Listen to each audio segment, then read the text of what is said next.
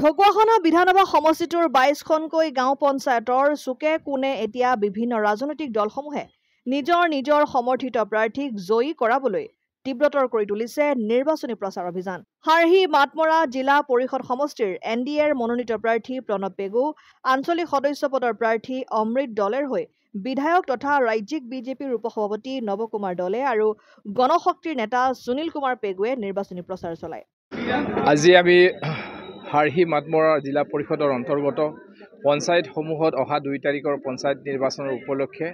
আমি দলীয়ভাৱে মিত্ৰজোঁটে আমি নিৰ্বাচনী প্ৰচাৰ চলাইছিলোঁ আৰু ইয়াত ৰাইজৰ যি বিপুল সমাগম আৰু আদৰ সাদৰ আৰু নিৰ্বাচনৰ প্ৰতি উৎসাহ, য'ত নেকি মাননীয় প্ৰধানমন্ত্ৰী নৰেন্দ্ৰ মোদী ডাঙৰীয়া, অসমৰ মাননীয় মুখ্যমন্ত্ৰী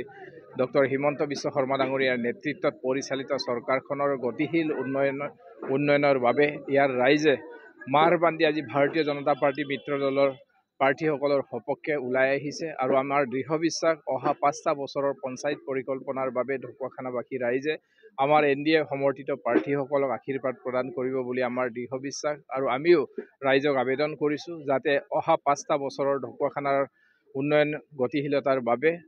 এখন শক্তিশালী পঞ্চায়ত গঠনৰ বাবে লগতে জিলা পৰিষদ আঞ্চলিক পঞ্চায়ত গঠনৰ বাবে যাতে আমাৰ প্ৰাৰ্থীসকলক যাতে ভোট প্ৰদানৰ জৰিয়তে অহা ৫টা বছৰ যাতে কেন্দ্ৰীয় চৰকাৰ আৰু অসম চৰকাৰৰ দ্বাৰা ৰূপায়িত আঁচনিসমূহৰ জৰিয়তে আমাৰ ঢকুৱাখানাৰ চুকে কোণে থকা সমস্যাসমূহৰ উন্নয়নৰ আমি গতিধাৰা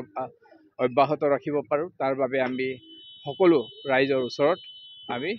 আশীৰ্বাদ বিচাৰিছোঁ আৰু সকলোকে আহ্বান জনাইছোঁ যাতে সকলোৱে যাতে আমাৰ প্ৰাৰ্থীসকলক আশীৰ্বাদ প্ৰদান কৰে।